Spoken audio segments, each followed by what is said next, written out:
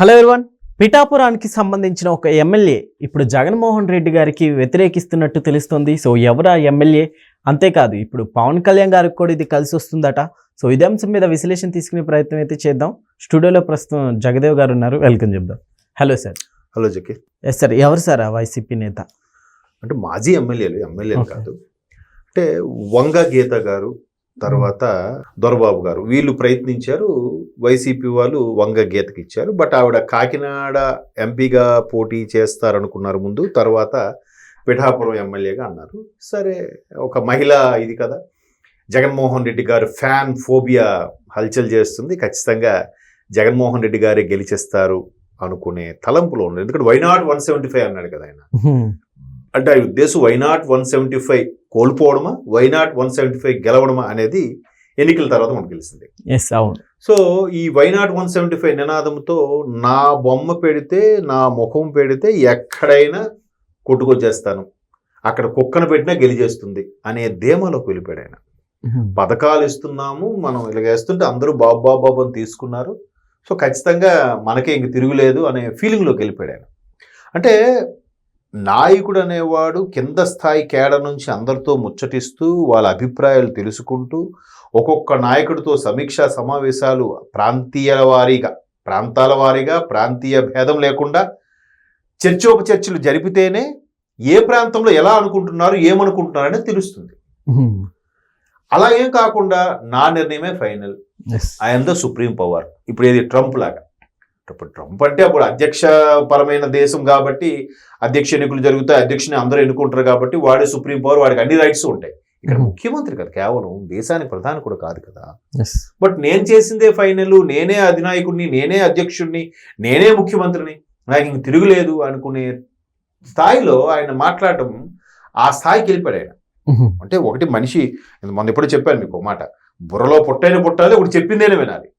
ఈ రెండు జరిగినప్పుడు వాడిని మనం మార్చలేం. సో ఆ ద్వారంలో వెళ్ళిపోయాడు. ఇంకోటి ఏంటంటే, ఏదైతే ప్రశాంత్ కిషోర్ గారు కొన్ని రిపోర్ట్స్ ఇచ్చారో, ఇక్కడెక్కడ డల్లగా ఉన్నది, ఒక 90 స్థానాల్లో మీరు ఓడిపోతారు, 90 మంది ఎమ్మెల్యేలు వీక్గా ఉన్నారు మీ పార్టీకి సంబంధించిన ఏదైతే రిపోర్ట్ ఇచ్చాడని వార్త వైరల్ అయిందో, ఈయన లాభం లేదని అక్కడ అట్లా షఫుల్ చేశాడు ఆయన. జంబ్లింగ్ విధానం అంటారు చూసారా, అట్లా చేసేసరికి ఇప్పుడు మీరున్నారు, మీ ఊర్లో మీకు ఎంతో కొంత పట్టు ఉంటుంది, పక్క ఊరికి వెళ్తే మీరు ఎవరు తెలుస్తారు, తెలియచ్చు, కానీ మీకు అంత అక్కడ సామాజిక బలం లేకపోవచ్చు, మీ మీద అంత ఇంప్రెషన్ లేకపోవచ్చు, మీకు అంత క్రేజ్ లేకపోవచ్చు. అక్కడ కూడా జగన్మోహన్ రెడ్డి ఫోటో పెట్టేస్తే మీకు ఓటేస్తారా? కాదు కదా. అరే మా నాయకుడికి ఇస్తామనుకున్నారే, ఇవ్వలేదు, ఇదేంటి ఇక్కడ అనే ఫీలింగ్లోకి వస్తారు కదా. సో అలాగా మొత్తం మీద జబ్లింగ్ చేశాడు. ఇప్పుడు పిఠాపురంలో వంగ గీత గారు ఘోర పరాభవం. పవన్ కళ్యాణ్ని ఓడించాలని విశ్వ ప్రయత్నాలు చేశారు. సేమ్ పవన్ కళ్యాణ్ పేరుతో 2-3 నామినేషన్లు వేయడాలు, సేమ్ టీ కప్పు కాకుండా వేరే కప్పు పెట్టుకొని గుర్తులు తీసుకొచ్చుకోవడాలు, ఎన్ని చేసిన ఆయన బంపర్ మెజార్టీతో గెలిచాడు. ఇప్పుడు ఆయన ఏం చేశాడు, ఒక కుప్పం, చంద్రబాబు నాయుడు గారికి ఒక కుప్పం నియోజకవర్గం, అలాగే లోకేష్ గారికి ఒక మంగళగిరి నియోజకవర్గం, ఎలాగైతే కంచుకోటలాగా మారాయో పిఠాపురం కూడా ఉప ముఖ్యమంత్రి పవన్ కళ్యాణ్ గారికి ఒక కంచుకోటలా మారిపోయింది ఆల్రెడీ. ఎందుకంటే ఈ పెండెం దొరబాబు అనే వ్యక్తి ఆల్రెడీ జనసేన తీర్థం పుచ్చేసుకున్నాడు. ఇకపోతే వంగ గీత కూడా నేను నెక్స్ట్ టైం ఒకవేళ వైసీపీ తరఫున ఉంటే, వైసీపీ పార్టీ ఉంటే, ఆవిడ స్టేట్మెంట్ చూడండి, అంటే ఆవిడ దగ్గర అనుచరులు చెప్పిన మాట అంటే ఇది, ఇన్ కేసు ఉంటే, అంటే మనం వీడు ఏడు ఉన్నాడా, పక్కనే ఉన్నాడా, చూశాడా అని అంటే స్థానికంగా ఉండే సమాచారం ప్రకారం నేను చెప్తున్నాను. అక్కడ ఆవిడేమంటున్నారంట, ఆల్రెడీ నేను చిరంజీవి గారు పిఆర్పీలో కూడా పనిచేసిన సందర్భాలు ఉన్నాయి, ఇప్పుడు సరేలే మీరు చెప్పారని పవన్ కళ్యాణ్ గారికి యాంటీగా నిలబడ్డాను, పరాభవం చోటు చేసుకుంది, ఇప్పుడు అంతగా ఇది లేదు. మరోవైపు కూటమి చాలా బలంగా వెళ్తుంది, ఎక్కడ ఏ పొరపచ్చాలు లేకుండా సమన్వయపరుస్తూ. ఇప్పుడు ఫర్ ఎగ్జాంపుల్ ఒక మంత్రి పదవి ఉంది, మీకు ఇది మంత్రి పదవి, మీకు నామినేషన్, మీకు ఎమ్మెల్సీ అని సర్దుకుంటూ వెళ్తున్నారు. అక్కడ కూడా ఏంటి, టీడీపీకి ఆల్మోస్ట్ ఆల్ సింహభాగం, 80% టీడీపీ, మిగతా 70% జనసేన, జస్ట్ 2-3% బీజేపీ. ఆ విధంగా అక్కడ వెళ్తున్నాయి. సో ఇలాంటి నేపథ్యంలో ఒక్కొక్కరికి సర్దుబాటు, ఎవరికి ఉన్న ఓట్ల పర్సంటేజ్ బట్టి సర్దుకొని వెళ్తుంది. ఇలా ఉండడం వల్ల కేంద్రం నుంచి నిధులు ఈజీగా వస్తున్నాయి, కేంద్రం నుంచి రావాల్సిన పెట్టుబడులు ఈజీగా వస్తున్నాయి. ఎవరైనా ఎక్కడైనా పెద్ద పెద్ద కంపెనీలు ఉంటే కేంద్రం కూడా ఫస్ట్ ఆంధ్రప్రదేశ్ని సిఫారసు చేస్తుంది.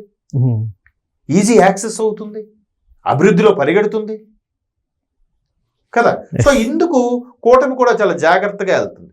ఎవరైనా ఎక్కడైనా ఎక్స్ట్రా చేసినా వెంటనే అటు జనసేన కానీ ఇటు ముఖ్యమంత్రి చంద్రబాబు నాయుడు గారు కానీ కాదు, కంపల్సరీగా జనసేన బీజేపీతో కలుపుకుపోవాలి మీరు. అక్కడ ప్రతి కార్యక్రమం 3 పార్టీలు కలిసి వెళ్ళి చేయాలి అని కలిసికట్టుగా వెళ్తున్నాయి. ఏదైతే వీళ్ళు విడగొట్టాలని ప్రయత్నం చేస్తున్నారు వైసీపీ వాళ్ళు, వీళ్ళే పలచన అయిపోతున్నారు. నిన్న ఇంతకు ముందు కూడా ఒక వార్త చూశాను, వల్లభనేని వంశీ గారు, కొడాల నాని గారు కూడా ఎక్కడ వార్తలు నిలబట్టలేదు. ఈవెన్ జగన్మోహన్ రెడ్డి కూడా ఆయన్ని సైడ్ పెట్టారు అని కూడా ఒక వార్త చూశారు. నిజమో అబద్ధమో తెలియదు, మేబీ నిజమైన అయ్యిండొచ్చు. ఎందుకంటే వాళ్ళు ఎక్కడ కనబట్టలేదుగా, ఒక స్టేట్మెంట్ కూడా ఇవ్వట్లేదుగా. ఇంతకుముందు జగన్మోహన్ రెడ్డి గారు ఒక మాట అంటేనే అంత ఎత్తులు లెగిసే మంత్రులు, మాజీ మంత్రులు ఒక్కసారి ఒక్క మాట కూడా మాట్లాడట్లేదే. అంటే జగన్మోహన్ రెడ్డి వాళ్ళని సైడ్ చేశాడా, లేదా వాళ్ళే వీళ్ళు సైడ్ చేశారా? అబ్బా నెక్స్ట్ వైసీపీ ఉంటుందో లేదు తెలియదబ్బా, ఎందుకు ఇంకా మూట కట్టుకోవడం, పరాభవాన్ని పైపెచ్చు ఖర్చు ఎన్నికలంటేనే. ఒక ఎమ్మెల్యే స్థానానికి తక్కువలో తక్కువ 50 కోట్లు ఖర్చు. ఆ 50 కోట్లు నీకు ఏదో బిజినెస్ చేసుకోవచ్చు కదా. ఇట్లాంటి ధోరణిలోకి వెళ్ళిపోతున్నారు. ఇంకొంతమంది ఊర్లలో పెత్తనం కోసం, బిల్డప్ కోసం వేరే పార్టీలోకి వెళ్ళలేక వైసీపీలో కొనసాగుతున్నారు తప్ప ఎవరికి పూర్తి స్థాయిలో అందులో కొనసాగే ఇష్టం లేదు.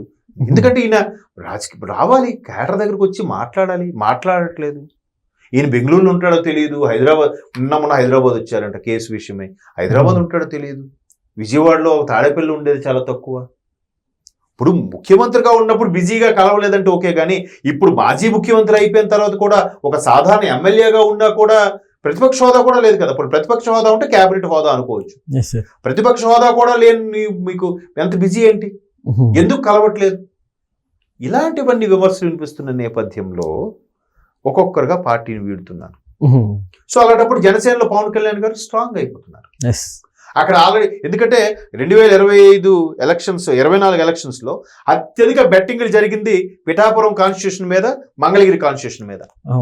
పవన్ కళ్యాణ్ ఓడించాలని ఎంత ప్రయత్నాలు చేశారో అంత బంతిలా పైకి లేశాడు. మంగళగిరిలో అసలు టీడీపీ పట్టే లేదు, ఆ రాజధాని విషయంలో బాగా యాంటీ వచ్చేసింది, అది ఇది అని చెప్పారు. ఈయనకి ఏం మాట్లాడమే రాదు, ఈయన ఒక పప్పు గిప్పు అన్నారు. ఏమైంది? హైయెస్ట్ మెజారిటీ లిస్టులో ఆయన కూడా ఉన్నాడు. టీడీపీ అసలు మంగళగిరి సీటు కైవసం చేసుకునేదే చాలా తక్కువ శాతం, 2 సార్లు గెలిచిందట. ఈయన ఈరోజు దాన్ని కంచుకోటగా మార్చుకునే ప్రయత్నం చేస్తున్నాడు. మరి అది కదా నాయకత్వ లక్షణాలంటే. సో ఇలాంటి పరిస్థితుల్లో ఒక వైసీపీ 2029కి వైసీపీ అంటే question mark. Okay sir, thank you.